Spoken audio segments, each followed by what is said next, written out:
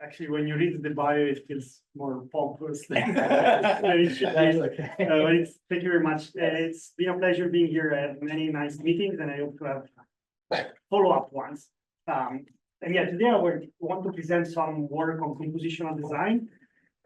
Applications will be mainly in autonomy and future mobility, but really the goal is that I convince you that these tools are cool, and then you want to apply this to other problems. I'm really looking for new applications.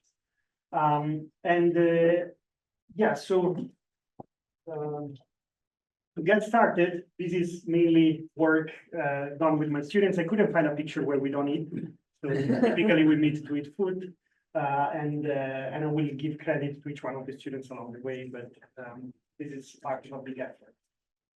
Really, this initial slide that I usually use for my talks feels very strange when I'm at GRASP, because I don't have to convince you to do robotics and why robotics is cool. But in today's talk, I will use robotics or autonomous systems as a proxy for complexity of many components, many moving parts having to interact together, and aimed at positive societal impact. And there are many examples we all know about, autonomy, from autonomous driving to monitoring environments, exploring space, or performing search and rescue tasks. In all of these contexts, the societal impact of the technology not only depends on the technology itself, but it's embedding into an ecosystem where it has to interact with other technologies, right? An example is mobility networks. One thing is developing your vehicle in a lab or in simulation. The other thing is deploying a fleet and making it interact with existing mobility systems. And other similar issues happen in other networks. And in general, in this context, there's always the heaven and hell and everything in between. For autonomy, for instance, the heaven could be, you just need 30% of the cars to do the same thing, or first and last mile mobility will become much more attractive, and public transit will profit and benefit from autonomy, and mobility will be affordable, sustainable. On the other hand, you know that when you develop and deploy these technologies, by forgetting about some dependencies, you could create more congestion, or actually cars that emit more than the fleets used to emit before. So the slogan of my lab is that really we understand well how to design single components, but we still lack tools to model systems of systems or co-design of the systems. And the theory we lack needs to be both formal but also practical. And so the talk is divided into three pieces. I first will motivate a bit more what I mean when I say co-design and what are the problems I like. I will then introduce a toolbox to deal with some of the challenges, and then I will hint at some open challenges and what's left to do. All of what I talk about you find on our webpage, and I'm happy to follow up separately on particular papers or works offline. All right, to really get started, what do I mean when I say co-design? I think this is kind of an overloaded term. Different domains use it in different contexts. For me, it's very broad. I think about designing a system as minimizing some resource usage. This could be power consumption, money, or it could be error with respect to our mission. And this is typically subject to some functionality, so some desired behavior. It could be a task you want your robot to accomplish, but it could be the demand you want to serve in a mobility system. And ideally, what I want to create is some sort of facilitation or automation of the design exercise, where you take some task specification, some knowledge from multiple domains, some actual design options. This could be parameters of an algorithm, the algorithm itself, it could be where to place a sensor, these things. And then some magic should happen and some optimal designs should appear, right? Let's be concrete. For instance, in the case of an autonomous vehicle, I could have a class of tasks. I could have some principles from robot autonomy and physics. I could have some components and algorithms I actually want to choose between. And now I could express optimal solutions, for instance, in terms of errors or energy consumption. But it's a very similar problem. It could be to think about designing an entire ecosystem of mobility options and networks, where now the question is the task is satisfying a demand. The principles are for network operations and infrastructure design, and the actual things you're designing are the mobility services, the policies, and so on. And now maybe the trade-off are performance versus investment. Why is it hard to come up with the magic inside here? Why am I doing research in this area?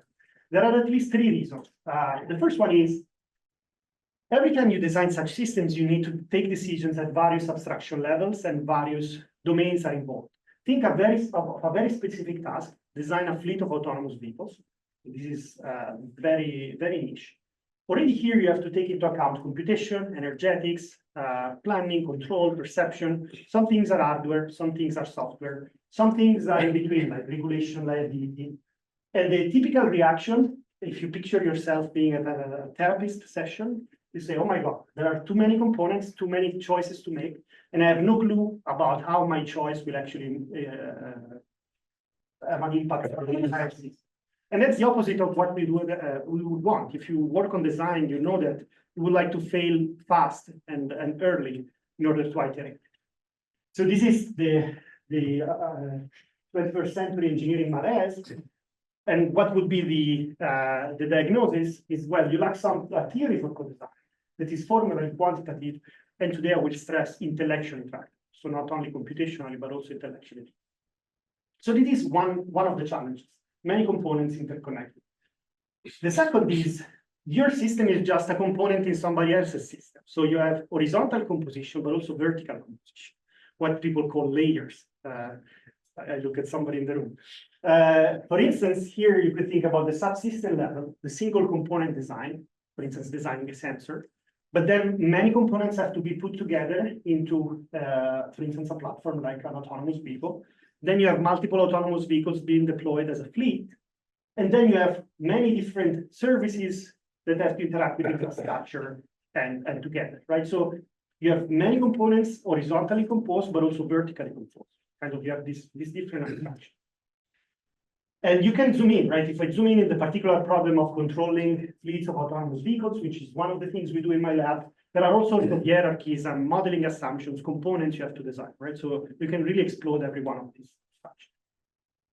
The final complexity comes from the fact that typically you cannot control all of your components.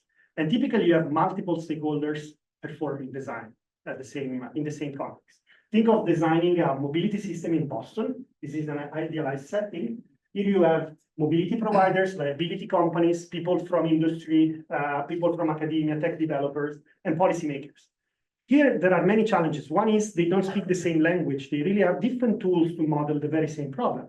But another challenge is that they don't care about the same objectives. So there is disalignment, competition, sometimes misaligned incentives. So how do you consider this? So to summarize, there are two big groups of challenges. One is we have large systems, many components, different scales, both temporal but spatial as well, heterogeneous natures, different domains needed to model them, and multiple objectives. The other is that you have strategic interactions between agents that sometimes are competitive, sometimes conflicting. Now, if you want to create something that deals with all of these issues, those are my 6 golden rules. Whatever framework you come up with should satisfy this. First, it should be formal and domain independent, exactly to target all of the different disciplines involved and to be able to translate across disciplines. But also, typically, in contrast with the first point, you need something that gives you solutions for some optimization problems you want to solve. So it needs to be computationally tracked. It needs to be compositional and hierarchical, so compositional both in the horizontal and vertical way, but also collaborative. I should be able to take the knowledge of all of you in the room and put it in the same framework somehow. And to do that, it should also be intellectually tractable. I don't want a system architect that has to go and speak with everybody in the team, in different teams, and try to bring that knowledge into a common framework, but I should be able to distribute the design exercise. And finally, it has to be continuous and adaptive because things change over time, right? So the first part of the talk will show you some work we are doing towards solving the first class of challenges. The second class of challenges will be covered a bit in the second part of the talk, but really I want to focus on the first one because it's already a handful of challenges there. So the tool of co-design that I want to present is a tool that co-design stands for collaborative, compositional, computational, continuous design. And many more codes will come, hopefully. But this is something that leverages domain theory, applied category theory, and principles from optimization. And in the next few slides, I want to, first of all, clarify what design problems are for me, what kind of constraints we have in these kind of design problems, and finally, how to efficiently solve these problems. So by the end of this first part of the talk, you will be able to understand these very strange diagrams you see in our papers. And more importantly, you would understand how to go from these diagrams to actual design solutions for particular queries, for particular optimizations that you want to solve. And if in a day full of meetings and visitors, you regret to have joined after I mentioned domain theory and applied category theory, don't worry. The talk is user-friendly. You don't need to know anything about that. But if I have convinced you after this talk that these things are interesting, we have a book, we have a class, and there are pro boxes around that give you some Easter eggs if you know this. So I hope to evangelize some of you to learn about this topic. All right, so the key thing to understand the framework I want to present is that we think of components based on three spaces. The first thing is typically you have options. This could be parameters when you're designing an algorithm. This could be where to put your sensors. This could be which chip do you want to use on your robot. And those are what we call implementation space, the options. Typically, they exist because they provide a desired behavior, and typically providing this desired behavior comes at a cost that we call a resource. And now, depending on the fields you're from, and I know Grasp is very diverse, you know these spaces already with different needs. You know, a functionality is a desired behavior or a specification or an objective. Or if you think about proofs, it could be a guarantee or a conclusion of a proof. The cost instead could be the budget, requirements, dependencies, or the assumptions. Okay? The key thing is that we want to be quantitative when modeling functionalities and resources. We want to be able to say whether something is better than something else, but also we want to be able to talk about trade-offs when things are not really comparable. So typically we think about the resources as something that you want to minimize, you know, between it's free and it costs a lot. And the functionality is something between it does nothing and it does it well, whatever that thing is. So the typical trade-offs you should be looking for, and I really like to explore, is maybe comparing two costs, and you have this thing called Pareto front, which is the one achieving minimum cost, and everything above is feasible but not really good. Comparing two functionalities would be something that gives you something like that, where this is the best you can achieve, this is feasible, this is unfeasible. Or comparing feasibility, functionality with resources, and hopefully you have something like that. And now, I don't know what you work on, but I bet that you have some trade-offs like that in the field you work. We want to be quantitative, and trade-offs are everywhere. So I thought of bringing some simple examples to showcase trade-offs. This is, for instance, a trade-off for human body versus speed versus strength. You know, human body is very, very fast. Olex Novikov is very strong. They are not comparable if you think about both of the criteria together. They are comparable to me, right? They are both dominating me, but you have this trade-off, and this is a quite clear trade-off. We use this example in class because I think it's nice. If you think about products and different properties of the products, this could be another way. You here compare functionalities of headphones, general headphones, right? One functionality is keeping you warm, another is being able to reproduce music. And of course, these two score very well on keeping you warm, these a bit less. These keep you warm and also reproduce music. So if that's what you're into, that's quite good, right? And you could also mix functionalities and resources. For instance, you could say keep warm and price, and maybe this then becomes not the best choice, and so on, right? I think I have another one. Yeah, frequency of charging would be another one we look at. And here an honorable citation from John Doyle. There are many such trade-offs in many different disciplines, and for instance, he's been around for years talking about these trade-offs in control and decision-making between how fast you are and all these other properties, right? And make smiles because you've been evangelized with this plot for many years. I've seen versions of this plot for the last 15 years. Yes, I'm sorry. The ideal switches from the lower left to the upper right, depending on how he's feeling. But yeah, so this is to say we want to model these trade-offs formally. How do we do this? We use partial order sets. Partially ordered sets allow you to model standard costs where you have a total order, like energy or things you can enumerate, but also allow you to say that you don't really prefer something over something else. So to give a local example, you could say I prefer cheesesteak over hoagies and tomato pie, right? And that's something you might say, but you don't prefer this one over this one.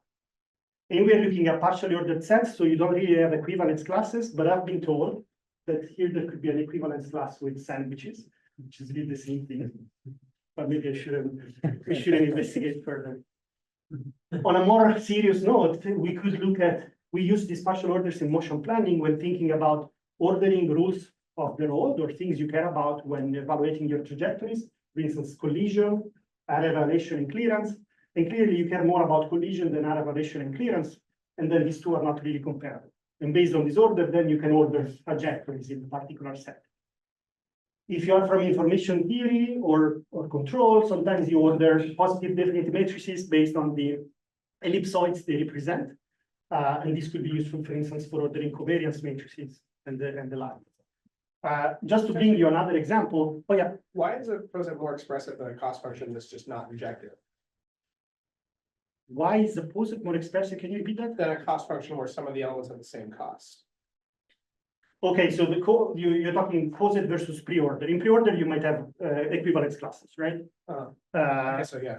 So the pre-order, the POSIT has an extra condition that says if one element is related to another and this other element is related to this element, then they have to be the same. Gotcha. That is for computational reasons, but really you could do this with pre-orders. Gotcha.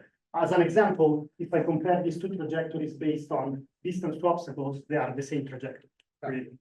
But if I now start saying, oh, but this is dangerously close to the other lane, then you could sort that, for instance. Thanks. But that's a good point. Just as another example, but if you look at our papers, we use POSITs to model very different things. Here you could use POSITs to rank sensors and algorithm pairs in the context of obstacle detection. Say you just look at this simple line and you have some perception pipelines which are made of an algorithm and a choice of sensors. You could, for instance, choose accuracy, false positive, false negative rates to characterize the properties of your detection. And based on the distance with respect to the obstacle, these will be curves. And now you can order the curves by dominance, and this dominance will give you some rank, and then you could mix the ranks into a resulting. But now, not to go into the details of the examples, here really what we care about is being quantitative about functionalities and resources, and modeling these things as partial ordered sets. Now, the second thing to understand is that the real question we're interested in is, given some desired behavior, and given some available resources, can we find designs that give us at least what we want by requiring at most what we have? So this is the only equation in this talk, and is what we call feasibility relation or design problem, okay? And this is a monotone map in the sense that if I lower the functionality or if I lower the desired behaviors I want, this should not require more resources. And on the other hand, if I have more resources available, they should not provide less functionality. In technical terms, this is called a Boolean profactor. And I represent them as boxes, where on the left we have continuous green wires, functionalities, and on the right, dashed red wires for resources. Now, this looks rather abstract. What do I do with this? Well, as an engineer, I want to create feasibility relations, right? How do I do this? One way is just take existing components, properties of these components, and create catalogs, right? If I have a battery, this is a relationship between, for instance, the weight of the battery and some capacity. Or if I have drones, I could say that those are all relations between the flight time, the speed, and the actual size of the price data. So I could have a discrete set of these things, and I can populate some feasibility relation. Sometimes I have things that are true no matter which component I look at, right? So if I call these first principles or analytical relation. For instance, a drone requires some energy for a mission, and this will always be greater or equal than the duration of the mission times the power consumption. That's true no matter which drone I look at. And in most cases, though, you don't have catalogs or you don't have first principles, but you just have some samples, some points that I call data-driven around the map. This could come out of a sequence of experiments. It could be that you ran a simulation. It could be that you are solving an optimization problem that gives you a point. And that's fine. You can generate a feasibility relation based on this discrete. So now, just to convince you I'm not doing anything strange, I brought some examples from different disciplines. At the component level, I could think of an electric motor as a relation between speed and torque and cost, mass, and current. If I'm designing a vehicle, I could think about a relation between the speed at which I can guarantee some safety properties, some set of tasks, be it the curvature or the trajectories, and some fixed operational costs. If I think about swarms, I could have an area to cover, but the price I have to pay is the speed of each agent, the number of agents, the time needed to cover the area, maybe the total monetary cost. If I think about infrastructure, I could think about demand versus investment and externalities. And here, really, one success for me would be that after this talk, each of you thinks of a box like this in your daily research, and I'm pretty sure you will come up with such a box. An example is, if you work on assumed guarantee contracts, assumptions are things you pay, guarantees are things you get out of your contract. If you're thinking about a sampling-based algorithm, samples are things you pay, some sort of convergence properties is something you get out of the algorithm. If you think about an optimization problem, constraints are things you pay or things you have on the right, and maybe some sort of solutions are what you get on the left. The reason why I really like this framework is that not only it's clear how to use to model a single box, but there is a clear notion of interconnecting boxes. I could put two boxes in series, saying that one box requires something from another box. I could put them in parallel. I could be choosing between two options. I could try to convince two experts to have two options that have to be true at the same time. Or I could have feedback, which is the most interesting one. And the property of being a design problem or a feasibility relation is preserved by the composition. So we have closure, and this becomes a practical tool to start thinking about large problem and their decomposition. And the nice thing is that I can do all of this at the graphical level with these things that are called string diagrams, because in the background I have some math. In particular, I have a category with some properties that makes sure that all my compositions will always work. Okay? So it's formal and compositional and hierarchical by nature. And now, maybe I want to give you some intuition about the feedback, which is the only strange one, which is the following. So think of feedback as the circular constraints in your design. If I'm designing a drone, the robot requires actuators to move, but each actuator must be powered by battery, and the battery must be carried. So the more actuation you need, the heavier the battery, but the heavier the battery, the more actuation you need. So you have this circular picture. And this is not only, you cannot only think of this in robotics, but in general, you have some component, the budget must be sufficient for the component, the behaviors should justify the cost, but also the components must support the behavior. So you have this eternal feedback loop.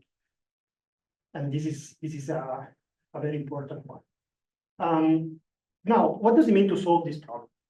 Maybe I came up with a rather exotic definition of a problem. So what does it mean to solve this? We have essentially two queries, and they are dual, technically dual. The first one is, given a functionality to be provided at the system level, so given a desired behavior, how to find solutions that minimize resources at the system level. Or, dually, given some budget I have available, how can I maximize functionality? So I will focus on the first one for the sake of the narrative. And really, the technical question is, can I find a map from functionalities to upper sets of feasible resources? Or if I care about the Pareto front, the actual design options, can I find a map from functionalities to anti-chains?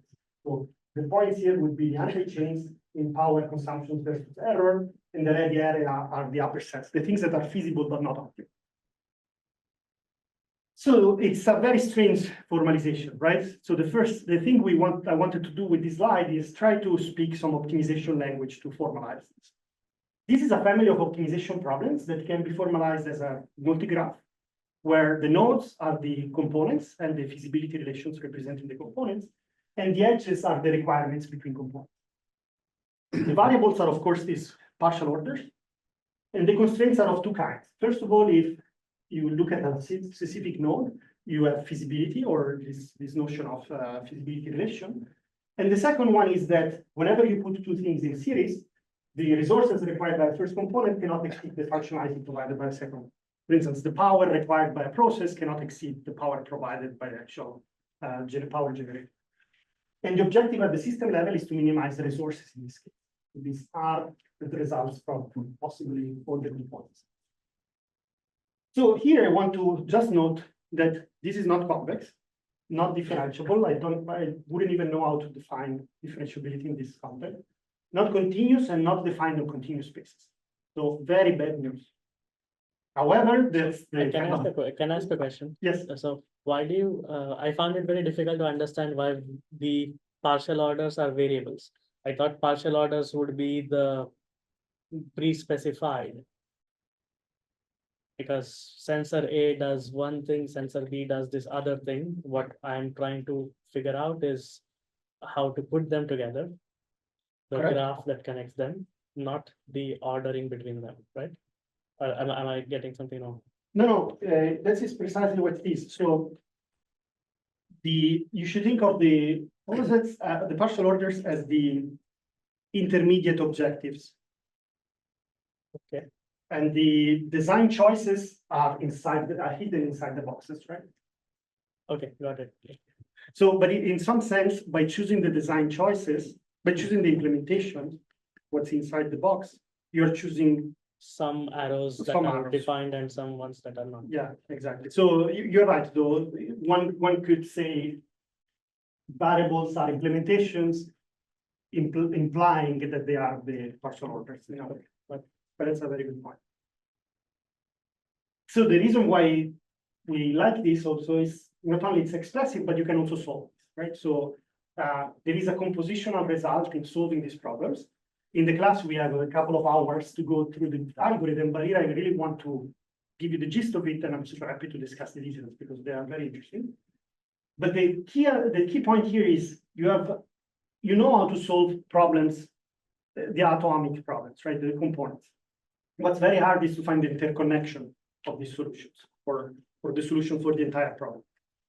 And now the compositional result that the tools in the background is giving us is that you can solve the composition of the problems as a composition of the solution, which sounds like I'm playing with words, but really what's happening is that you want to solve a large interconnection of problems. And here there is a result that says that you can just solve the single problems and then find the equivalent composition operators for the solution maps. Finding them gives you a least fixed point algorithm in some strange spaces, but this is a constructive way to solve the problem. And this has two properties. First of all, it's a complete algorithm. So you either find the set of all optimal solutions or a certificate of feasibility. Sometimes things are not feasible, right? And the second one, most surprising, is that the complexity is not growing combinatorially in the number of options, but just linear. So if I have 3 boxes, A, B, C options, the complexity grows in the sum and not in the and not combinatorial. There is a catch. There are multiple catches, right? That's why I have a group. But one of the catches is the complexity depends on the interaction. So it is feedback loops. Any questions about this? Yes. So like this sounds very much like free lunch, but I'm guessing that the way you kind of hyper is the monotonicity assumptions. Is that accurate? Like it seems like a solution where you can do this composition versus solution reordering. Like, how do you give a sense of like what problems admit that kind of description, I guess? So if okay, that's a good question. Coming from controls and decision making, sometimes you see monotonicity as a strong assumptions because you're thinking of signals. But those wires are mostly aggregated quantities, right? So so far we have been able to apply this to various domains, and I don't see this as a limitation. Right. One of the asterisks here that we get towards, and that's what we are doing now, one of the things we're doing now, is that coming up with this local set of possible solutions. Sometimes it's not, you don't just have a catalog of options, you could sample a very complex process that you know almost nothing about. It's almost a black box, right? Mm-hmm. This result says that if you're giving an analytic relation or a discrete catalog, this does not grow exponentially or combinatorially. Mm-hmm. But I'm not getting rid of the complexity of the original process, right? If I'm connecting together 3 convex optimization problems, the complexity still depends on these problems, right? So how to adaptively sample these boxes will reduce or increase the complexity. So this is our catch. We are far from being ideal. The other one is that you still have, in classic design problems we look at, you still have a lot of feedback loops and a lot of components, maybe hundreds, right? And even linearity is not enough. You would like to be even faster than that. So that's an important point. So one more question. So in the last two bullets, it seems like something is missing because I can build a new box D, which is A and C put together. And then now I have seemingly reduced I have shifted my complexity from the second last bullet to the last bullet. The interaction of this complicated box with other boxes will be more complicated. When I talk about interactions, I mean feedback loops. You could put them together Yes. without having a feedback loop. Yes, but think of a satisfiability problem. A satisfiability problem is complicated because of how the clauses interact with each other. Not just the number of clauses, right? So you can, just because there is many more clauses, the complexity of the problem can be way more than linear in the number of clauses. You're right. What the result here is saying is that it depends on the complexity of, you have to think of not of local feedback loops, but global feedback loops. Yes. So the result, maybe let me use a marker. Essentially, every interconnection of design problems, say you have something like this, can be mapped into a resulting solution, a resulting form that you have where you have something like this. This is the loop that maps. You might have loops inside that don't really matter towards this complexity. I think that's okay. But there are now, for instance, how you go from here to here, that's another source of complexity. There are many ways to organize this general. There's one procedure called minimum arc feedback to get that. But yeah, we should,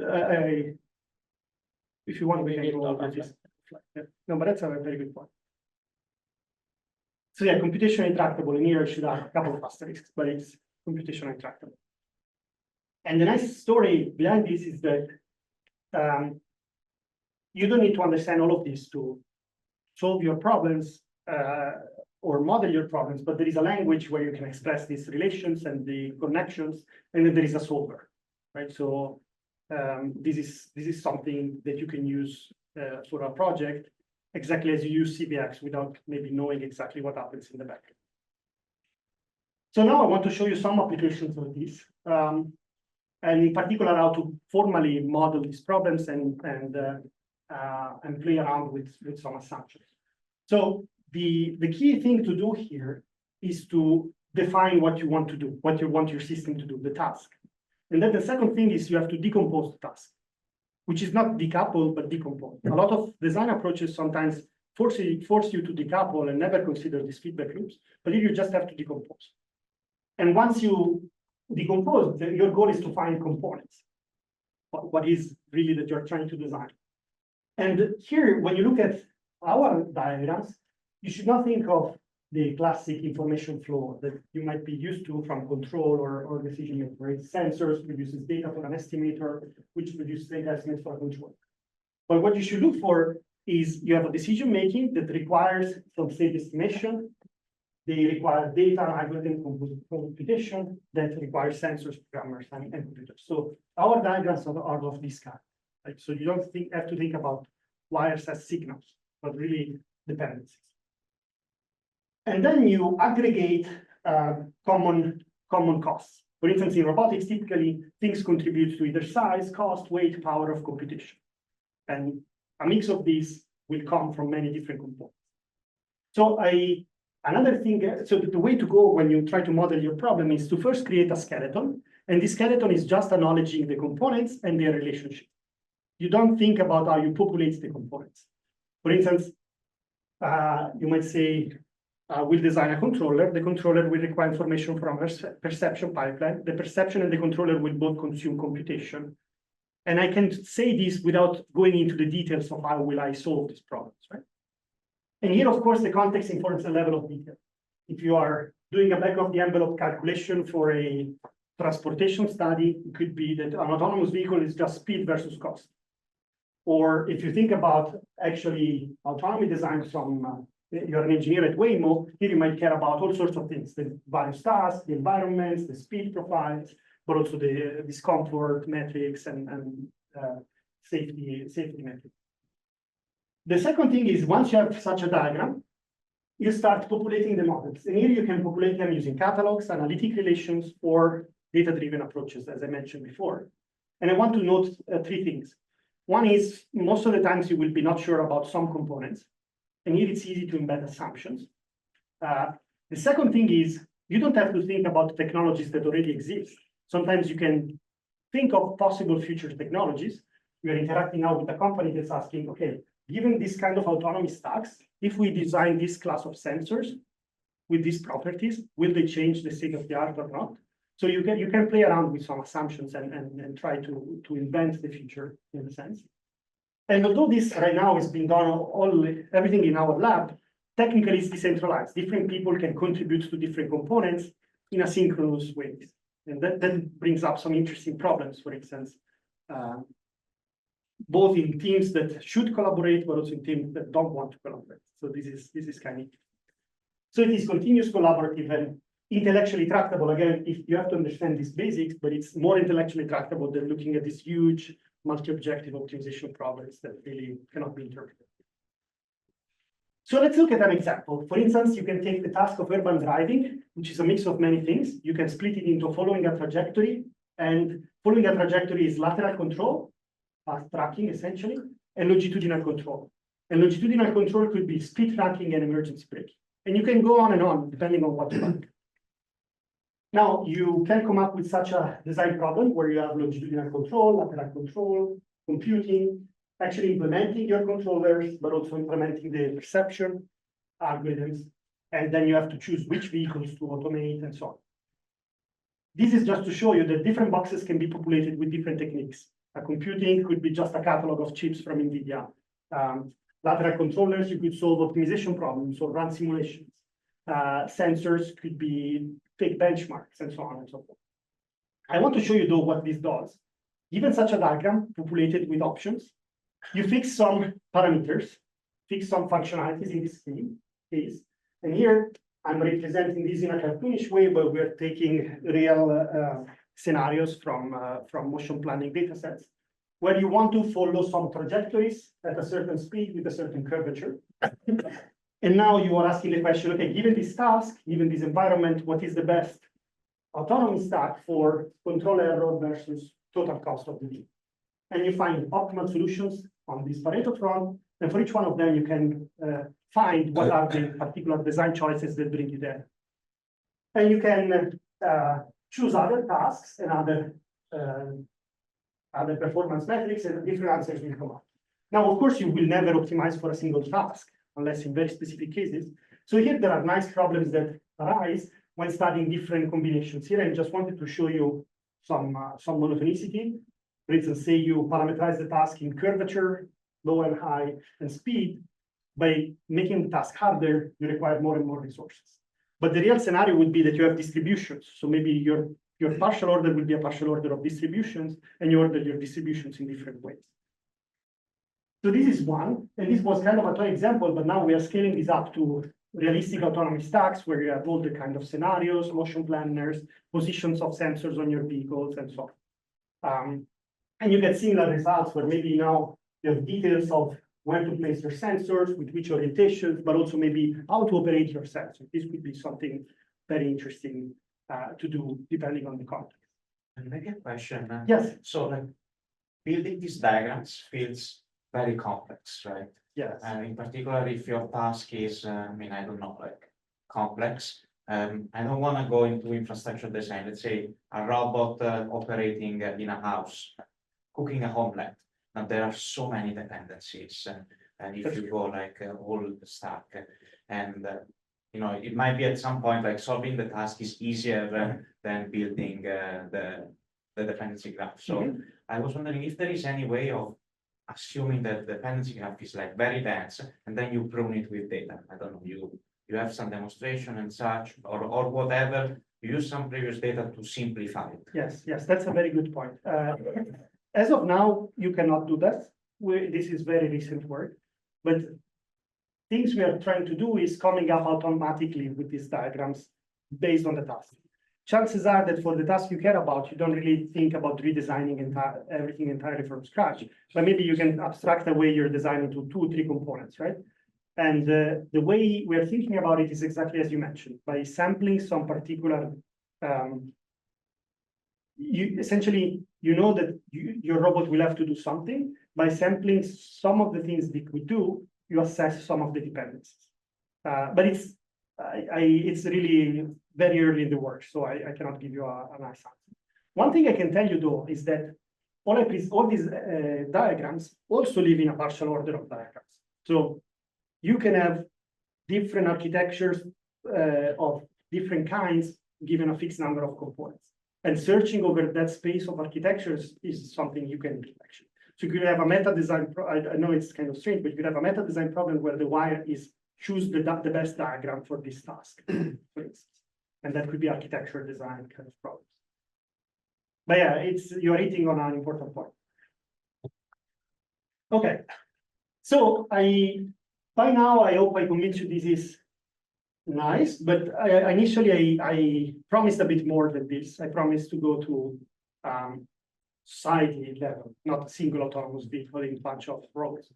And so where I see this going is to use this as a language to have different stakeholders talk together. And here I wanted to bring an example of some work we are doing in transportation, where now you take the hat of a municipality trying to design different mobility options and the networks on which they operate. And now it's not anymore autonomy engineers in a team, but it's really people at that table. The task is the demand, and the design you want to do is mobility solutions and the network. In the very same way, you can now think of designing an intermodal network. The design options are for each layer, the specifics, like which public transit, which frequency, which micromobility options, where should they operate, and the same thing for the autonomous vehicles. And you can come up with such a design diagram where you have the design of all of the three options. In this case, their orchestration, how they should share resources, and some aggregative metrics like the externalities of the cost. And in the very same way now, by fixing a certain network on which you're operating, some demand and some realistic cost, you can find trade-offs, for instance, here in Washington, DC, between service level, average travel time, and investments, right? And now this is kind of a plot that you could use to start reasoning about designs by saying, look, if you want to a particular point, that's a particular policy, and now moving along this trade-off will change the policy in a particular way. Of course, this relies on the accuracy of the models, and I don't really care about the specific Pareto front, but I see this as a way for these different people to upload their models, upload their desires, and somehow reason together about this problem. So this is something we're working on with some partners, for instance, at the city of Chicago. Okay, but this last example, how are we doing on time? We have 15 minutes. Perfect. So this last example, I hope, made a bell ring, which is, wait, but you cannot design all of this as a single agent, right? Unless you are at Singapore or something like that. Some people have a say. Some people care about different things. Not everybody wants to do the same thing. And that's why we are also, in my group, we are starting to look into the case in which different design problems belong to different stakeholders. And now, instead of modeling this as an optimization problem, you want to model this as a game, where essentially some people could be collaborative in the interest of making the system feasible, but also competitive in the sense of gaining an edge. So you should, instead of looking at optimal designs, you should look at equilibrium of designs, and the long moonshot would be to have co-design games instead of co-design problems. I gave you some asterisks of why co-design problems don't scale yet, so putting this as an extra challenge will be even worse. But we have some initial works in the pipeline for these ideas. One is looking at games with partially ordered objectives, which is kind of a necessary step for doing these co-design games. And the other one was looking at games with hierarchical interactions between players.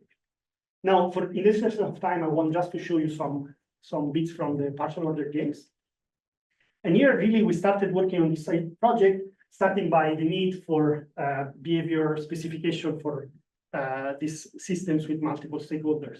If you think about autonomous vehicles in particular, how do you consider all of these things together? You have function, ethics, safety, liability, comfort, courtesy. And there are some, this is a slide that my advisor used to show, which is kind of effective, I think.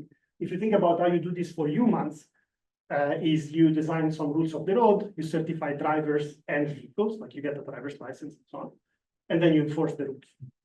But the rules are super strange. I'm sure there is one, I should update this now with one from the US, but there is a rule in Switzerland that said all road users must behave in a way to not pose an obstacle or danger to other road users. It says some rules are more important than others, right? But how to interpret this? So it's hard to specify safety because it's legal to break the law to ensure safety. And this is exactly as for co-design. There are some things that are very tempting in general. For instance, put a lot of hard constraints for things you don't want to happen. But in autonomy, if you worked on robots, you know that invisibility is very bad to deal with. You want to have fallback plans. And if you consider the game theoretic cases where you want to analyze interactions, it's hard to find guarantees for what will happen. The other interesting thing would be, well, there is only a number of things that can go wrong. Let's do a case analysis. I don't think I have to explain to this crowd, you shouldn't do that. And then the other very tempting thing today is to do relaxing, because you have all these cool tools where the scalar cost function, which is very good for certain very specific tasks. But if you are considering a broad set of scenarios where you want your machine to work, this is prone to overfitting, and more importantly, lacks transparency if things go wrong. You don't know exactly why something happened. So what should we do? There are some researchers that say this is not it's a political or ethical problem. We shouldn't care about it. That's not the way, I think. Or we should say, let's just incorporate our own beliefs and then the system will work like we like. Again, not good. Exactly as in co-design, I believe in creating something transparent and customizable where people can really see and play around with the system. And for doing that, you have to engage with the stakeholders and explain the issues. Yes. So I'm thinking of Thomas Schelling and pre-commitment in mixed mode games. It sounds like you are discussing, and you know, if you're going game theoretic, I mean, even as simple as two cars deciding who gets priority, right? That's the game of chicken, and both players would prefer to basically pre-commit to lock themselves in so that the other one has Yes. only the option of diverting. Yes. And that's a very simple game, right? So, so I'm not sure how you're going to get around letting one of the folks there. Yes, yes. This is you're hitting on an interesting point, which is in game theory, sometimes the simple problems are the corner cases, as opposed to being the ones that you should be able to solve very easily. For motion planning, I will show you that there are a class of games. This is a class of games we are considering where things work well when you have some stochasticity or some many robots around doing things. But you're right. There are some situations, especially when they have the same objective. In this case, of it's a scalar objective to be as fast as possible or something. Yeah, there are games are not the answer to everything, but I think games. I argue that games are a way to study how users might interact and maybe design policies or regulations based on these interactions. You know, because there is a big topic, even if you find equilibrium, how are you going to assure that people will behave like that? That's a big question, right? But I still believe it's good to study these things in this terms. But I'm happy to discuss this later if you still believe it's totally wrong. Okay, so here we piggyback on some work that started at MIT with Yana Tumova, now at KTH, Sertac, Karaman, and Emilio Frazzoli, where they said, look, embrace constraint violation. Don't put hard constraints and assume that constraints will be violated. But then create priorities for which constraints you want to be violated first.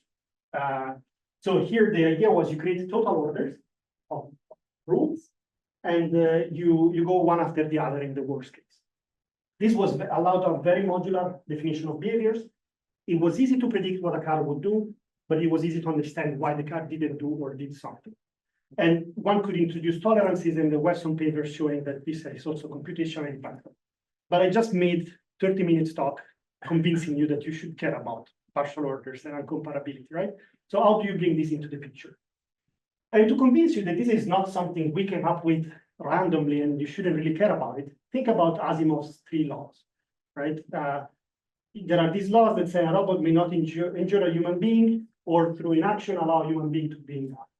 A robot must obey orders from a human, except where such orders impact with the first law. And finally, you have to protect your own existence as long as you don't violate the other laws. So this is a partial law, right? It's do not injure a human being, do not allow a human being to be harmed, obey orders, protect existence. At the end of the day, you will implement something that makes you take a decision, right? Because you cannot just be uncertain between two things. But I really believe that starting from this perspective is important. And in particular, in our case, we will use this order on rules of the road, and which induces an order on the different trajectories. Okay, so this example I brought forward before. And the context in which you use it is motion planning, where you want to create very many ideas. So this is a quote from Linus Pauling that says, to get good ideas, you have to have a lot of ideas, and then be able to say which ones are good. So there is a creativity part and a good taste part. The creativity part is proposing some trajectories, and this opens the door to many methods. And then the partial orders were used to good taste. And this was proved to be effective back in the days in Autonomy, or now called Compositional, where you would show that for different countries you could define many rules in different with different orderings, and you needed almost 200 rules and 20 groups, and this was then implemented in the vehicle. But all of this was considered a single vehicle. I just made the case for interaction. So the simple problem we looked at was, let's look at a game, a one-shot game, where usually players have a scalar cross functions. Based on the preferences, they choose an action. Given a joint action profile, you see what happens in the game, and then you study equilibrium. Let's just switch this simple assumption, make this simple assumption that instead of scalar, you have partially ordered objectives. So I'm not analyzing anything fancy here, just switching. And you would imagine this to be studied somewhere. Somehow this was not the case. The particular context we looked at was trajectory planning. It's one shot. We now have a receding horizon version in the works, but think of this as you plan for the entire trajectory and you follow it. And essentially you have to decide who goes first or who goes when. And every player has a different partial order of objectives. For instance, here in the cartoon, you have an ambulance willing to do something, an AI car or an autonomous vehicle doing something else, and an elderly person doing something. The long story short, we were able to show that this class of games is a class of, it can be classified as potential games. These potential games have partial orders as potentials, so you can quite play around with the best potential you care about. But now that you have this notion of order, you can characterize efficiency of different equilibria. So there is you can rank equilibria based on how socially desirable they are. But the most interesting point, I think, to this audience is that now when looking at the receding horizon case, having the rules expressed or the objective expressed in this way allow you to do preference refinement online. So you can assume you can start with a basic knowledge of your opponents, like they don't want to collide with me, or they will probably follow the rules of the road. And then iteratively online, you can refine the knowledge you have of your opponent. Maybe think of this as Bayesian games, for instance. And the result here is that when you refine preferences, you also refine the set of possible equilibria. So there is a kind of a contraction there, which I think is interesting to study this in the next few years. One question, if I can ask. So how do you score different equilibria? Because each equilibrium is defined by some subset of this graph for each one of the agents. Yeah, one way is that once you have the partial order, you can have a notion of weakness and strength. So if some things are strictly dominating others, this is a class. In some cases, they are just uncomparable. Yes. So this is a way to order them.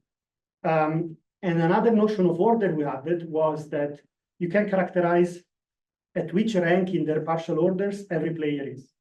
So for instance, I am at an equilibrium, but I am 4 levels below. How happy I am. I am happy, I am, exactly, this kind of thing. And there are nice questions there about. But that's fundamentally a total ordering of your subsets of. You're looking at the partial order in a totally ordered, yeah, exactly. And doing the partial order of the partial order would have been a bit too much, probably. Yeah. Okay, but what I'm up to now, maybe to close. My lab works on 3 pillars: modeling and algorithmic foundations for these design problems with multiple components, mainly looking at applications that have an impact to society. And then we really believe in making the tools user-friendly and have them used by stakeholders, not only other researchers, but also the stakeholders. So I want to mention a couple of problems. You have to imagine the current modeling and solution algorithms for co-design are really vanilla, like the first ones we came up with. But you can do a lot of things to now, first of all, specify, right? What if I don't assume general relations between partial orders, but I have something that's linear, or I have the partial orders are not really partial orders, but are real numbers. Still, I might have many of them, but what happens in that case? What if I have differentiability or convexity? This kind of. The second is sometimes, as I told you, you have to sample complex processes like a simulator, many simulators interconnected. How do I design a sensitivity analysis or some sort of ranking of the constraint violation for this class of problems? This is an open challenge. And another thing I wanted to mention is, of course, these co-design games, but also there are many local tools used for these particular disciplines. I think about embedded systems, there is this assume guarantee contracts. If I think about aerospace, they have some multi-objective optimization tools to come up with best designs. How do you embed all of these in this new language? In terms of applications, I showed some autonomy and mobility, but really now I'm trying to expand. I have some multi-robot systems, infrastructure design in a city where it's maybe charging stations or power networks, but really we have no prejudice against applications. So really expanding. We have some stuff in soft robotics as well. I really would like to apply this to many new domains. And finally, about user friendliness, we are trying really hard to create literature on this new class of tools, organize workshops, and we have a book coming up. So if you see some flaws in the way we present these things, I would really like to have feedback, because we are really trying hard to go out and evangelize. So as just a take-home message, if you have to take away anything from this talk, is this class of problems I'm looking at is very hard to solve, because not only you need to solve them efficiently, but also you need to have every different stakeholder to have a say and understand how the problem works. And in some cases, you also need to consider interactions between players. So those are the two key insights. Here are some references, but more importantly, I want to thank you, some of the collaborators and the different universities that were part of this work. And I want to leave you with advertising. Together with Nick and Aaron, we're organizing a workshop on control architecture theory. It's not exactly the same thing as I presented, but you will see it's all part of the same philosophy and then XCDC. And there we have many different people from different domains that will present their work. But yeah, I'm happy to take questions, and thank you very much for coming.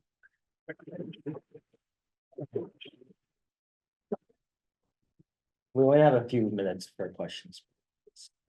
I just want to ask a little more about, like, sort of in the same vein, like, you can draw these complicated string diagrams, but then the question of like actually solving them, I'm still a little unclear on like what the secret sauce is there, and like maybe to be more specific, the like where you have the composition operator commuting with the solution operator more or less, like that seems really hard to like, or like it seems like that shouldn't often be possible to me. It is almost never possible. It was a lucky finding that for this class of problems it works.